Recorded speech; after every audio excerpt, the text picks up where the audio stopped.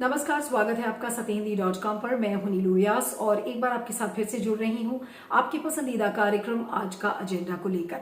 अगर आपको ध्यान हो तो 2015 में सबसे पहले पतंजलि योगपीठ ट्रस्ट के चेयरमैन जो हैं बाबा रामदेव, उन्होंने एक प्रस्ताव दिया था कि शिक्षा का स्वदेशीकरण होना चाहिए और बिल्कुल एक सीबीएसई और आईएससी के तर्ज पर एक भारतीय शिक्षा बोर्ड बनाया जाए, जिससे कि जो बच्चे, जो छात्र या छात्राएं जो वैदिक शिक्षा प्राप्त कर रहे हैं 10वीं और 12वीं में, तो उनको मेन स्ट्रीम बोर्ड्स अप्रूवल नहीं देते हैं, तो इसके लिए उनको भी अप्रूवल मिल सके। तो इसको लेकर उन्होंने भारतीय शिक्षा बोर्ड बनाने की पेशकश की थी।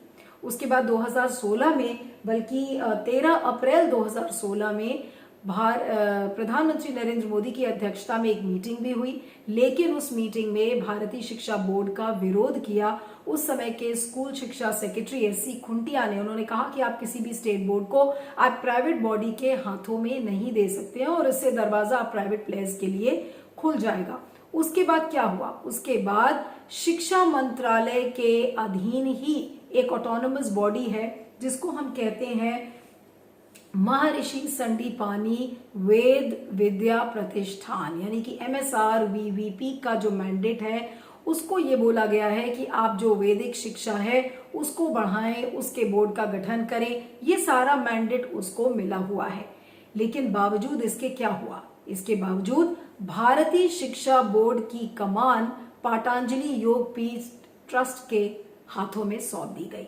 और अब एक इंडियन एक्सप्रेस की इन्वेस्टिगेशन से ये पता चला है कि जिस तरीके से ये कमान पतंजलि योगपीठ को सौंपी गई है उसमें बहुत सारे सवाल खड़े हैं। और वो सवाल क्या क्या हैं, अब एक एक करके आपको बताती हूं, तारीख और समय के साथ साथ।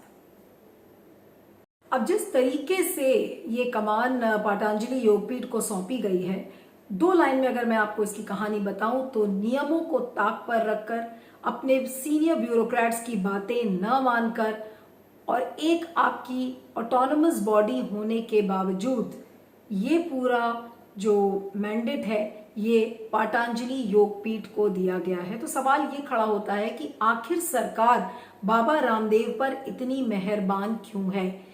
क्या बाबा रामदेव पर ही भरोसा है सरकार को कि अगर वैदिक शिक्षा कोई दे सकता है तो वो सिर्फ बाबा रामदेव ही दे सकते हैं या सिर्फ पतंजलि योगपीठ ही दे सकता है? इसको लेकर आज तमाम सवाल खड़े हो रहे हैं और सरकार का जो एक ढुलमुल रवैया है वो भी आपके सामने बताऊंगी। तो एक एक करके चलते हैं। जनवरी 11 और 16 को 2019 में मीटिंग हुई थी, जो कि गवर्निंग काउंसिल की मीटिंग थी शिक्षा मंत्रालय की, जिस समय शिक्षा मंत्री और कोई नहीं बल्कि प्रकाश जावड़ेकर थे। और उन्होंने उस मीटिंग में जावड़ेकर जी ने एक एजेंडा रखा था और उसमें यह था कि महर्षि संदीपानी वेद विद्या प्रतिष्ठान को एक वैदिक शिक्षा बोर्ड का प्रपोजल देना था और ये एजेंडा नंबर 3A था। लेकिन जब गवर्निंग काउंसिल की मीटिंग शुरू हुई तो वो वैदिक एजुकेशन बोर्ड की जगह उसमें यह कहा गया कि भारतीय शिक्षा बोर्ड को बनाया जाए। तो सबसे पहली बात तो यह है कि उस मीटिंग का एजेंडा क्यों चेंज किया ये आज तक नहीं पता है। और इंडियन एक्सप्रेस की इन्वेस्टिगेशन कहती है कि जो मिनट्स ऑफ द मीटिंग आए थे उसमें भी ये कारण नहीं बताया गया कि मीटिंग का एजेंडा क्यों बदल दिया गया। और उसी मीटिंग में महर्षि संदीपानी वेद विद्या प्रतिष्ठान यानी कि MSRVVP को यह कहा गया कि आप भारतीय शिक्षा बोर्ड के लिए ड्राफ्ट बायलॉज बनाएं और एक्सप्रेशन ऑफ इंटरेस्ट को रिलीज करिए ताकि जो प्राइवेट प्लेयर्स हैं वो बिडिंग के लिए आए, ओपन बिडिंग के लिए। तो ये सारी चीजें उस मीटिंग में तय हुई। फिर उसके बाद 11 फरवरी को एक मीटिंग हुई उसी साल यानी कि 2019 में, जिसमें कि विरूपक्षा जड्डीपाल जो कि सेक्रेटरी थे महर्षि संदीपानी वेद विद्या प्रतिष्ठान के, तो उन्होंने अपना विरोध जताया और कहा शिक्षा मंत्रालय को, उन्होंने बिल्कुल लिखा कि इस तरीके से एजेंडा चेंज करना अच्छी बात नहीं है। तो 11 फरवरी को मंत्रालय ने ये लिखा कि ये जो वैदिक शिक्षा है ये हम ज्यादा से ज्यादा लोगों में फैलाना चाहते हैं ताकि जो यंगर जनरेशन है उसके लिए भी वैदिक शिक्षा लोकप्रिय बने। तो इस वजह से हमने इस एजेंडे को चेंज किया है। लेकिन एजेंडा क्यों बदला गया, एग्जैक्टली क्या रीजन थे, ये रिटर्न में कहीं भी नहीं आया है। उसके बाद 13 फरवरी 2019 को जो महर्षि संदीपानी वेद विद्या प्रतिष्ठान है उसने एक्सप्रेशन ऑफ इंटरेस्ट को रिलीज किया और प्राइवेट प्लेयर्स के लिए इसको खोल दिया गया। और नॉर्मली इसमें 2 हफ्ते का टाइम होता है, इसमें 1 हफ्ते का ही टाइम दिया। और लास्ट में एक्सप्रेशन ऑफ इंटरेस्ट में ये लिखा गया था कि सेक्रेटरी के द्वारा कि it will issue formal orders to the selected private players only after the approval of the government, यानी कि जब तक सरकार अपना अप्रूवल नहीं देती तब तक हम फाइनल ऑर्डर्स किस प्राइवेट प्लेयर्स को मिले हैं वो हम नहीं बताएंगे। तो ये सारा कुछ चीजें हुई। उसके बाद फरवरी 19 और 23 के बीच क्या हुआ, महर्षि संदीपानी वेद विद्या प्रतिष्ठान ने 3 बिड्स को रिसीव किया, यानी कि 3 प्लेयर्स की बिडिंग सामने आई। पहला उसमें था Maharashtra academic of engineering and educational research Pune, दूसरा था पतंजलि योगपीठ ट्रस्ट और तीसरा था रितानंद बलवेद एजुकेशन फाउंडेशन जो कि एमिटी ग्रुप है। और जो पहला मैंने आपको बताया था Maharashtra academic of engineering and educational research, ये MIT ग्रुप ऑफ इंस्टीट्यूशंस चलाते हैं। लेकिन इन 3 इंस्टीट्यूशंस में से ये जो बिडिंग थी ये किसके नाम से क्लियर हुई, जाहिर सी बात है कि पतंजलि योगपीठ के नाम से। तो फरवरी 23 को एक 5 सदस्यों की कमिटी बैठी और उसने ये देखा कि इन तीनों ग्रुप्स के द्वारा जो प्लान बनाने की बात है, जो भारतीय शिक्षा बोर्ड का प्लान, वो तीनों का बहुत ही फीजिबल प्लान था। लेकिन डेवलपमेंट फंड को लेकर सारी चीजें बदल गई, क्योंकि जो पतंजलि योगपीठ ने जो डेवलपमेंट फंड ऑफर किया, यानी कि जो विकास निधि ऑफर की, वो 21 करोड़ की थी। और जहां जो Maharashtra academic of engineering and education research, उन्होंने 1 करोड़ की डेवलपमेंट फी दी थी और रितानंद एजुकेशनल फाउंडेशन ने 2 करोड़ की दी थी। यानी कि जो विकास निधि थी वो सबसे ज्यादा पतंजलि की थी। इस वजह से पतंजलि को भारतीय शिक्षा बोर्ड की कमान सौंपी गई। लेकिन किस तरह से सौंपी गई उसमें भी बहुत सारे सवाल खड़े हैं यहाँ पर। 27 फरवरी को पतंजलि को ये कहा गया कि गवर्निंग काउंसिल ने आपका नाम क्लियर कर दिया है और अब पतंजलि को भारतीय शिक्षा बोर्ड के गठन की तैयारी करनी चाहिए।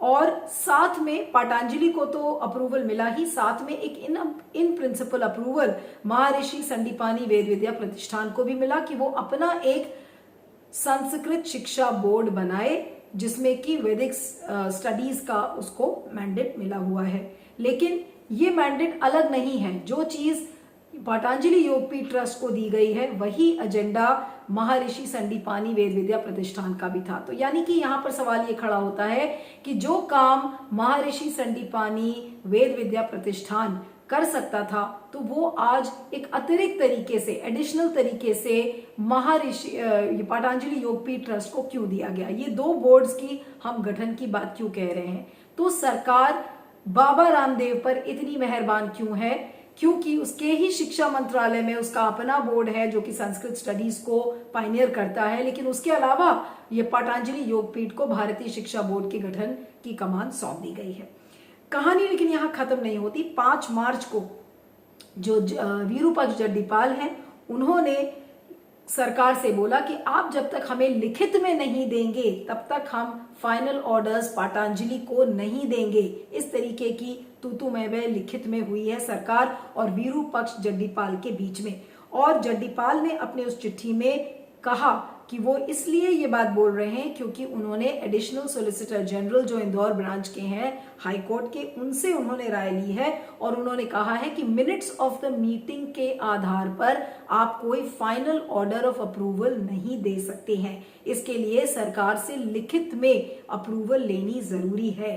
और जड्डीपाल ने उसी चिट्ठी में यह भी लिखा कि जो भारतीय शिक्षा बोर्ड के लिए जो तमाम अप्रूवल्स चाहिए कि कौन सी अथॉरिटी होगी, रजिस्ट्रेशन कैसे होगा, फी कलेक्शन कैसे होगा, इन सारी चीजों को अलग अलग अथॉरिटीज से जब तक अप्रूवल नहीं मिलेगा तब तक वो फाइनल ऑर्डर्स को रिलीज नहीं करेंगे। तो इसके बाद क्या हुआ, जाहिर सी बात थी कि जड्डीपाल और शिक्षा मंत्रालय के बीच में ये तनातनी शुरू हो गई थी। और 6 मार्च को मिनिस्ट्री ने कहा कि काउंसिल ने ये डिसाइड किया है कि कि जो भारतीय शिक्षा बोर्ड का गठन है वो MSRVVP कर सकता है, क्योंकि जो रूल 14(4) जो मेमोरेंडम ऑफ एसोसिएशन है शिक्षा मंत्रालय और महर्षि संदीपानी वेद विद्या प्रतिष्ठान का, उसके तहत वो भारतीय शिक्षा बोर्ड के लिए अप्रूवल दे सकता है। तो उसके बाद मार्च 8 को प्रकाश जावड़ेकर को जड्डीपाल ने फिर से एक चिट्ठी लिखी और उन्होंने कहा कि उन्होंने अभी ओरल में उनको ओरली बोला गया है, यानी कि मौखिक तरीके से उनको ये बात बोली गई है। और जहां तक रही बात मैंडेट की, तो उन्होंने कहा है कि महर्षि संदीपानी वेद विद्या प्रतिष्ठान का मैंडेट आधुनिक शिक्षा और महर्षि की जो पुरातन शिक्षा है उसको ब्लेंड करके भारतीय शिक्षा बोर्ड बनाने की नहीं है, और अगर ऐसा कुछ है तो सरकार लिखित में दे कि ये नीति बदल गई है। ये तक जड्डीपाल ने कहा, और जड्डीपाल ने उसमें ये लिखा गया कि उन्होंने कहा कि रूल 14 के तहत भारतीय शिक्षा बोर्ड का गठन किसी प्राइवेट बॉडी को नहीं दिया जा सकता। जो रूल 14 है महर्षि संदीपानी वेद विद्या प्रतिष्ठान का, तो जड्डीपाल ने कहा कि आप उसमें अपना शिक्षा बोर्ड बना सकते हैं लेकिन किसी प्राइवेट बॉडी को नहीं सौंप सकते। ये सारी बातें जड्डीपाल और शिक्षा मंत्रालय के बीच में हुई हैं जिस समय प्रकाश जावड़ेकर मंत्री थे। मार्च 9 को मिनिस्ट्री ने 4:39 पर 4:39 PM पर जड्डीपाल को एक ईमेल लिखा है और उसमें लिखा है कि आप इसमें लिखित में दिया है कि आप पतंजलि योगपीठ को लिखित में अप्रूवल दे दें। जिसके बाद जड्डीपाल ने उस ईमेल का जवाब नहीं दिया, जड्डीपाल ने अपना फोन स्विच ऑफ कर लिया। उसके बाद क्या किया उस समय के जो शिक्षा मंत्री हैं प्रकाश जावड़ेकर, उन्होंने लगभग 8:30 बजे उन्होंने किसी दूसरे ब्यूरोक्रेट को ये कमान सौंप दी, और वो कौन थे? वाइस चेयरमैन जो महर्षि संदीपानी वेद विद्या प्रतिष्ठान के हैं, रविंद्र अंबादास मूले, और उनको ऑथराइज किया और उन्होंने ये चिट्ठी लिखी है और 8:30 बजे लगभग भारतीय शिक्षा बोर्ड की कमान पतंजलि योगपीठ ट्रस्ट को सौंपी गई है। तो ये तमाम सवाल खड़े होते हैं कि जो सरकार का एक ढुलमुल रवैया रहा है, उन्होंने नियम कानून को ताक पर रखा, एजेंडा जो मिनट्स ऑफ द मीटिंग है उसको ठीक से बताया ही नहीं कि क्यों एजेंडा अचानक से चेंज हो गया। आपने एक ब्यूरोक्रेट को छोड़कर दूसरे ब्यूरोक्रेट को अचानक क्यों ये सारी बातें अप्रूवल पतंजलि योगपीठ को दे दी। तो ये एक सरकार एक बिल्कुल पारदर्शी तरीके से काम नहीं करती। शिक्षा ऐसा लगता है कि उसके लिए खिलवाड़ है, और जो भगवाकरण का जो एजेंडा है सरकार का शिक्षा का, वो एन केन प्रकारेण चाहे जैसे भी हो सरकार को पूरा करना है। ये मैंने पढ़ी ये कहानी, ये बहुत ही अजीबोगरीब बात लग रही है। मैंने अपने पूरे एकेडमिक करियर में कभी ऐसा ना तो कोई सुना है और ना कभी देखा है कि एक प्राइवेट बॉडी को आप ये जिम्मेवारी दे रहे हैं कि वो एक स्टेट एजुकेशन बोर्ड बनाए। ये तो कभी होता ही नहीं है। हमारे यहाँ बहुत सारे एजुकेशन बोर्ड है, CBSE है, हर एक स्टेट के अपने एजुकेशन बोर्ड्स है जो एग्जामिनेशन कंडक्ट करते हैं और बच्चों को जो भी है मतलब उनको डिग्री सर्टिफिकेशन जो भी देते हैं। तो ये तो एक पूरा प्रोसेस है, एक वेल एस्टैब्लिश्ड तरीका है सरकारी तौर से जैसे ये होता है। तो ये तो मतलब कुछ मुझे बात तो समझ ही नहीं आ रही कि ऐसा हो कैसे सकता है, और मेरे ख्याल में बिल्कुल गैर कानूनी होगा। तो ये एक मिनट भी कोर्ट में नहीं ठहर सकेगा। देखिए ऐसा है, the forces that we are dealing with today in India जो है वो एक तरह से एंटी नॉलेज है। नॉलेज का होता है, एक प्रोसेस होता है नॉलेज का कि कैसे नॉलेज ली जाती है, फिर इंस्टीट्यूशनल फ्रेमवर्क तैयार होती है। ऑक्सफोर्ड और कैम्ब्रिज को 25-30 साल में नहीं बना है, वो करीब 1300-1400 साल से उसके बाद अभी आज 600-700 साल की यूनिवर्सिटीज हैं। हमारे यहाँ 150 साल में ही सारी ढह रही हैं। तो ये जो नया बोर्ड है ये बेसिकली एक तरह से स्मोक स्क्रीन है, क्योंकि भारतीय नाम लगा है तो इसमें जरूर ही एक दूसरे तरह की फोर्सेस जो इंडियन नाम से जिनको चिढ़ है तो वो भारतीय करके लाते हैं सारी चीजें। तो अब वो उनका ये कहना है कि ब्लेंड करेंगे, तो क्या इसका मतलब मिनिस्ट्री एक्सेप्ट कर ले कि उनकी सारी और जो ऑर्गेनाइजेशनल वेज हैं वो ढह चुकी हैं, वो तो नहीं कोई एक्सेप्ट करता है कि हमारी एजुकेशन सिस्टम खत्म हो चुकी है। तो ये जो तरीका है, ये बेसिकली इतनी सारी कंफ्यूजन एजुकेशन सिस्टम में ला दो कि लोग एक तो जो प्राइवेट पार्टीज आएंगी वो प्राइवेट छोटी मोटी यूनिवर्सिटी चलाएंगी जिसपे पूरी कंट्रोल आप कर सकते हैं, डरा सकते हैं उनको, वो कुछ नहीं बोलेंगे। पाकिस्तान वगैरह में ये हो चुका है। और पब्लिक इंस्टीट्यूशन में इतनी अनार्की पैदा कर दो कि वो खड़ा ही ना हो सकते हैं, जो थोड़ा बहुत खड़ा होगा उसको आप पीट पाट के खत्म कर दो। तो एज ए रिजल्ट हम लोग एक बहुत ही डार्क एज में प्रवेश करने जा रहे हैं। और ऐसा लगता है कि सरकार ये मानकर बैठ गई है कि अगर कोई वैदिक शिक्षा पूरे देश में दे सकता है तो वो सिर्फ बाबा रामदेव या पतंजलि योगपीठ ही है।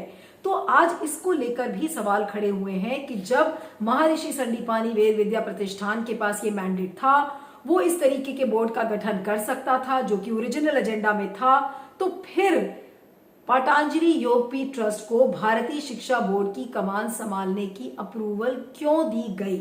अब आज आपके सामने मैं कुछ यहाँ पर सवाल खड़े कर रही हूँ। पहला ये कि महर्षि संदीपानी वेद विद्या प्रतिष्ठान का जब मैंडेट था तो वो मैंडेट एक प्राइवेट बॉडी को क्यों दिया गया?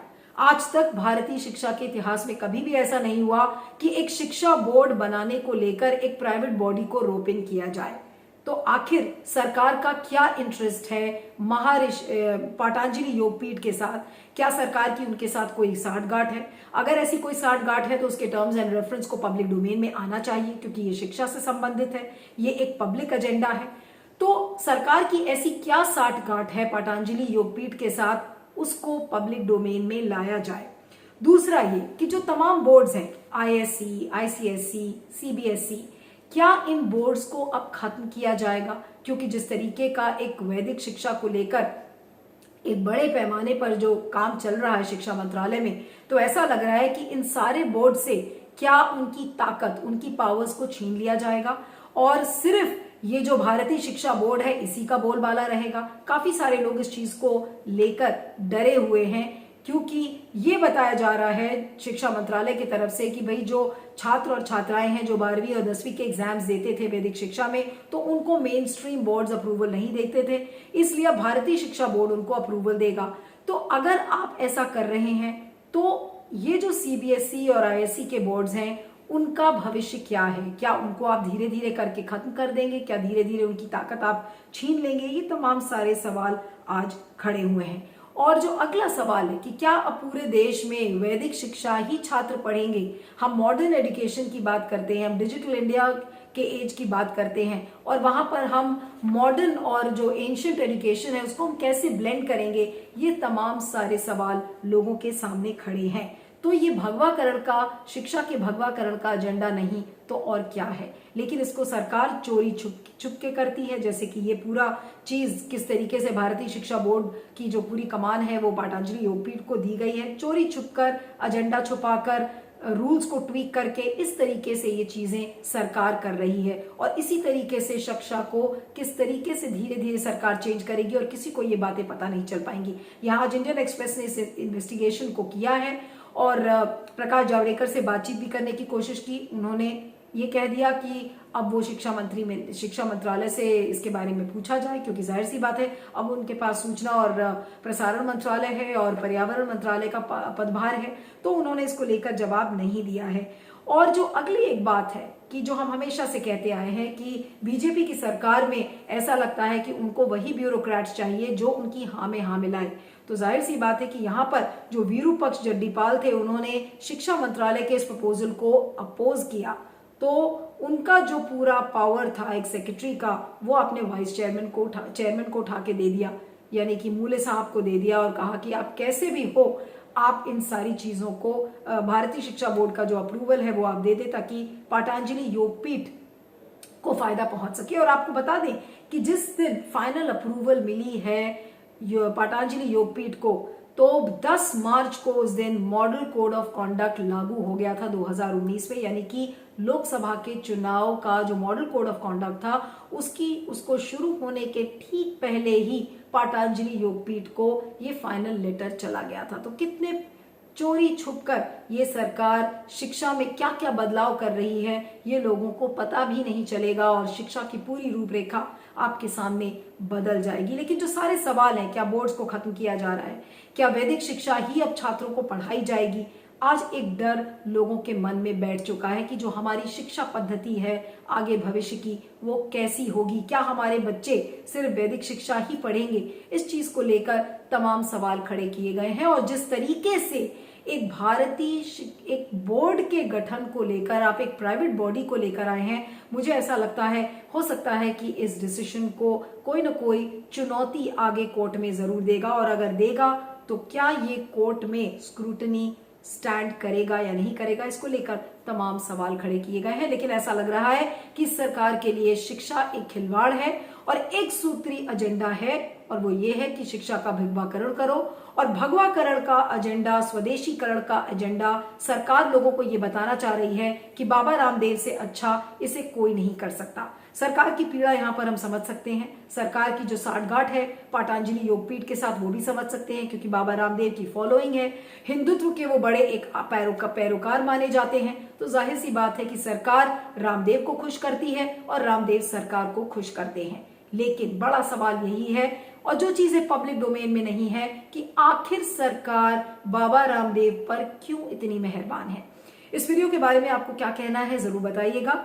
इस वीडियो के डिस्क्रिप्शन बॉक्स में जाएं, उसमें एक लिंक है, उस लिंक को क्लिक करें, सत्य हिंदी की सदस्यता लें और सत्य हिंदी को भुगतान करें। मेरा ट्विटर हैंडल है @नीलू317 और दूसरा ट्विटर हैंडल है @नीलू_on_the_move। तो देखते रहिएगा आज का एजेंडा और बने रहिएगा सत्य हिंदी के साथ। Thank you so much. सत्य हिंदी का ऐप डाउनलोड करें गूगल प्ले स्टोर पर।